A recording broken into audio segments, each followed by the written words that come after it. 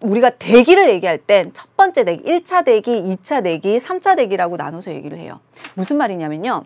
미행성 충돌로 인해서 지구가 달 정도의 사이즈만 돼도 인력이 발생을 하겠죠. 그래서 주변 기체들을 쫙 끌어당기는 힘이 됩니다. 그때 만들어진 게 우리가 1차 대기라고 얘기를 하는데요. 이때는요. 대기에 있던 성분이 우주로 나가기도 하고 우주에 있던 성분이 대기로 오기도 하고 이렇게 이동이 많이 일어나. 이런 걸 우리가 우리의 대기라고 하진 않아요. 조금 더 발전을 덧붙여서 사를 얘기를 하면 지구, 즉 하늘, 땅, 바다, 생물과 우주와 물질 교환은 일어나질 않습니다. 그 전제로 생각한다면 첫 번째 달 사이즈만해졌을 때 만들어지는 수소 헬륨을 성분을 하는 대기를 우리가 원시 대기라고는 하지 않는구나. 그 이유를 파악하실 거고요. 이때 만들어진 가벼운 성분의 기체들은요. 결국 다 탈출을 하게 되었습니다. 그리고 우리가 2차로 만들어지는 거. 2차는 어떤 데 원인을 뒀냐면 선생님 뭐라고 했죠? 미행성이 충돌했다고 했죠. 미행성 충돌로 화상 활동이 나타나고 그로 인해서 화산가스가 분출이 되었습니다. 이 화산가스들을 우리가 뭐라고 한다? 이들을 우리가 원시대기라고 얘기를 합니다. 원시대기에는요. 많이 언급했던 수증기 H2O, 그리고 이산화탄소, 그 다음에 CH4, 메테인, 그 다음에 NH3, 암모니아 이들이 포함이 돼요. 선생님이 왜 처음 제목을 원시대기의 진화라고 얘기를 했느냐? 왜냐? 지금 현재 대기에서 가장 많은 성분은 어떤 것들이 있냐면 지금 현재 대기에 가장 많은 성분은요. 질소 1순위고요. 산소가 2순위가 됩니다. 질소가 거의 78%고요. 산소가 거의 20%를 육박을 해요. 어때요? 여기 지금 뭐가 없나요? 가장 큰 특징. 그렇죠. 원시 대기에는 산소가 없습니다. 즉 어떤 원인인지는 모르지만 대기 성분이 원시 대기에서 현재 대기로 진화했다는 것이죠. 그래서 선생님이 원시 대기의 진화라고 했고 처음에 하늘이 열렸지만 무엇이라고 한다? 하늘이 먼저나 땅이 먼저나 이걸 물어보기보다는 땅과 바다 중에 누가 먼저나를 더 많이 포커스를 주고 기억한다는 걸 생각하시면 되겠습니다. 자, 그러면 우리 원시 대기에서 현재 대기로 진화한 이 자료 한번 화면 통해서 확인해 보도록 하겠습니다.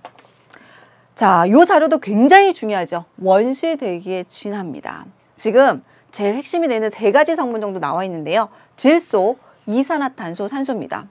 자, 교육과정이 개정됨에 따라서 이산화탄소에서 이산화하고 탄소 중간에 띄어쓰기가 수정이 되었습니다. 그래서 이산화 띄어쓰고 탄소로 바뀌었다는 거 한 번 더 눈여겨보시고요. 자, 그래프를 보시게 되면요. 여기 분압입니다. 여기 기압인데요. 기압이 뭔데요? 단위 면적당 공기가 누르는 힘, 공기 양이라고 생각하시면 되고 분압은 부분 압력입니다. 혼합 기체에서 얘기를 할 때 분압이라고 얘기하는데 익숙하지 않죠? 그냥 기압이라고 생각하셔도 돼요. 우리 전체 몇 기압? 1기압. 그 정도로 파악을 하시고 자, 여기 X축을 보시게 되면요. 억년 전입니다. 억년 전. 0이 0이고요. 쭉 여기 가니까는 40 그 이전입니다.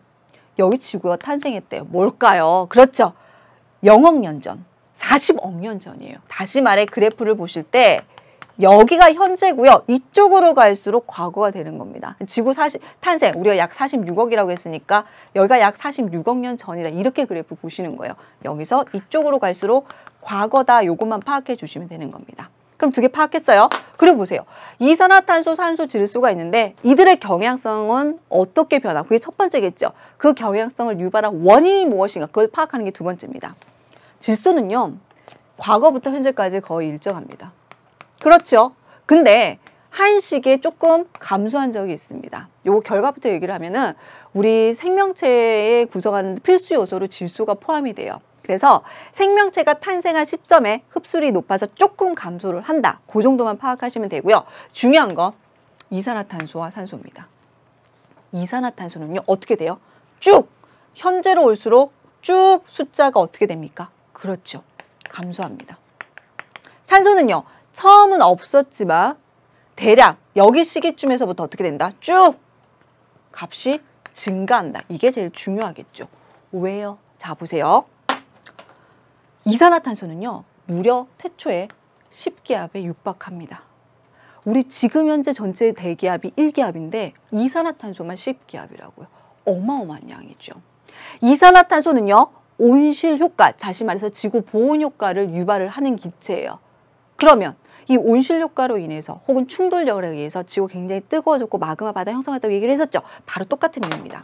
이산화탄소는 그러했는데 감소했어. 왜요? 얘는 원시 바다에 녹아 들어가서 감소를 했고요. 산소는요. 그렇죠. 원시 바다에서 생명체가 등장을 하고 이 생명체의 무엇에 의해서? 광합성에 의해서 증가를 합니다. 그래서 산소가 등장하는 시점, 질소가 감소하는 시점이 거의 유사하게 나타난다고 생각을 해주시면 되는 겁니다. 그래서 산소는 증가한다. 꼭 기억을 해두셔야 됩니다. 그래서 이산화탄소는 원시 바다에 녹아 들어간 다음에 이후에 탄산염 형태 혹은 석회암 형태로 저장이 결국 되고요. 이 산소 같은 경우에는 증가를 해요. 바다를 가득 채운 다음에 대기로 나갑니다. 산소가 대기로 나간 다음에 이들은 차후에 뭐까지 만든다? 오존층까지 만들어요. 오존층이 뭘까요? 오존층은 자외선을 흡수합니다. 자외선을 흡수해요. 그럼 어떤 조건이 될까요? 생물체가 호흡을 할 수 있는 산소도 풍부하고 자외선을 커버하는 오존층도 만들어졌습니다. 그렇죠. 더 발전을 하면 산소와 오존층이 만들어지면 어떤 특징? 육상 생물의 등장까지도 더 발전시켜서 예상을 할 수 있다는 거죠. 됐죠?